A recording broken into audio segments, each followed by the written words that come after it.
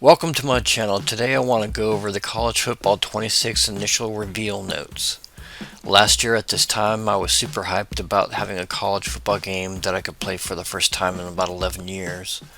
That hype died right after the first stadium intro when I hit the field. I was so disappointed with how the game played, I might have just overhyped it in my head. I wasn't a fan of how fast the game was playing. I'm not really talking about the pace of the game. I know the college football is a lot faster than the NFL. I get that, but what I'm talking about is the actual speed of the game. I'm more of a sim player, and it just came off a bit too arcade-like for my taste.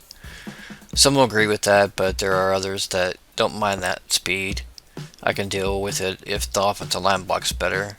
The insta sheds and poor blocking by the running backs really ruined a lot of the fun for me. This is happening in both games, Madden and college, where all these broken tackles are just ridiculous. So let's move on to college football 26.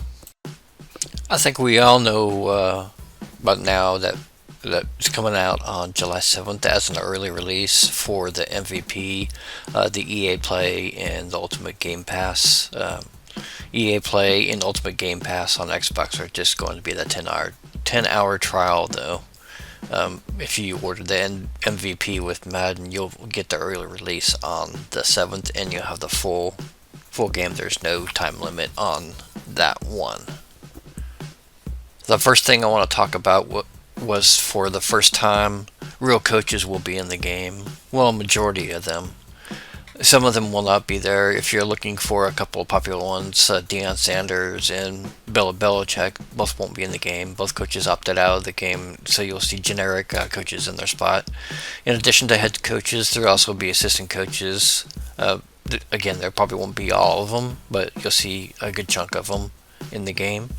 I haven't heard or read anything other things about if the coaches will have special talents of some sort or just a figure on the sideline. We should soon see, maybe in an upcoming deep dive, which I think could be coming out at least once a week until the release, since there's just like over a month left until the game comes out. The next item in the campus huddle went briefly over wear and tear.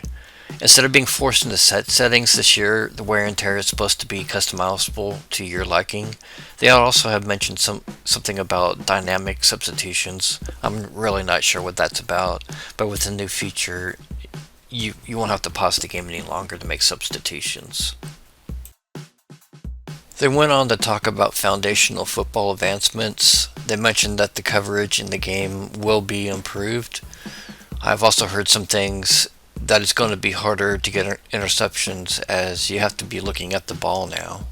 I kind of like that. It's irritating with players that have eyes in the back of their head and intercept so many passes. The interception ratio in this game is just horrible. There'll be also a new physics-based tackling system. I think it'll be the version of BoomTech, but not really Madden 25 BoomTech. It might be like an improved version of it.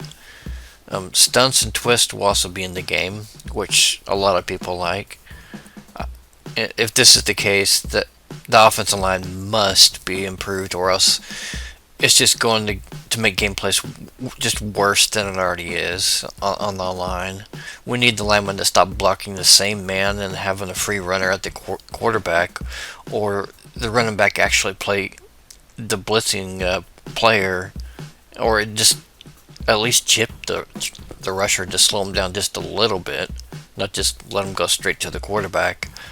This is what was severely lacking in 25, and it kind of frustrated the hell out of me.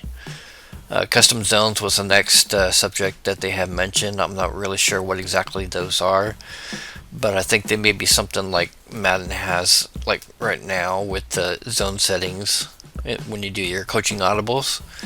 I really don't know. The gameplay deep dive will probably go into that more. There are just brief mentions of it, of the items that they put in this blog. It also mentioned that when you play well, this blog didn't mention, but I heard that when you play a defensive line or take control of someone, you can kind of steer it with your left stick now. Again, I don't know how that works. I just kind of heard it. I'm not sure what that is all about either. I have no idea. Um, I just kind of heard it from some people that were doing the testing. Home Field Advantage 2.0. This is the part that really ruined any kind of fun gameplay for me in College Football 25. I don't mind if my wide receivers run wrong routes or other teammates can't hear an audible, but when the icons disappear, that just upsets me so much. QBs don't put on a blindfold on. They don't put a blindfold on after they get the ball from the center. That's just not realistic. I really wish they would take that out of the game or give us a switch to turn off home field advantage like they do in Madden when you're in franchise. Not only are they using the previous ones last year, they also added some sort of new heads-up display visual and a clock distortion so you can't see what time it is on the clock to snap the ball. Rivalry games also will be affected greater. Playoff games will be affected greater, and other high-stake matchups will be affected greater with this new Stadium Pulse. The next section went into presentation of the game. They said they wanted to bring it in a more electrifying lights, sounds, and traditions. From what the trailer showed, that really looked cool, and yes, dynamic lighting will be in the game this year. It will get darker as the game goes, even some sunset visuals in some stadiums. Another thing outside the blog I heard was the time of the year matters as well for the dynamic lighting. Earlier games in the year will not look the same as games later in the year at the very same time of day. So, like, I guess spring and fall will have different colors, I guess. I don't know. That's just something that I heard. There's also going to be new chants, band songs, and chants in the game. Something else I heard is between the third and fourth quarter, a song will be playing, and that actual song would stop, but the crowd will continue to sing that song. That's pretty cool. It's just like real life. It just sounds amazing. There will be more mascots, but I don't think every mascot will be in the game still. I think they're still working on that. There will be no more drums in the menu music. It has changed. They'll have more of a variety of music in the menu, with bands playing popular songs and some school fight songs as well. There will also be further details in the presentation deep dive soon about that. They said the broadcast and the commentary will be dynamic this year. It's going to be more about your team in the season when you're playing in a dynasty, or more about your player when you're playing in Road to Glory. There will also be a trophy room as well. This will be on most modes, not just for Dynasty. The last thing I'm going to go over here in this video is just the game modes that are going to be featured. The game modes that are going to be featured in College Football 26 are Dynasty, Road to Glory, Ultimate Team, Road to the College Football, and Team Builder. There was no mention of mascot mode. I don't think that will be added to this game.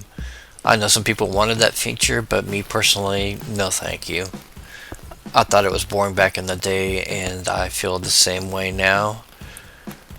There wasn't much detail in the first blog, but they should have deep dives starting here soon. I think it will be every Thursday, since one came out at that time this last week, and we're about a month away of release, so I think we'll have about 4 or 5 of these, so maybe once a week, maybe Thursdays, I don't know. Thank you for joining me on the channel, and hope you have a wonderful day. Bye.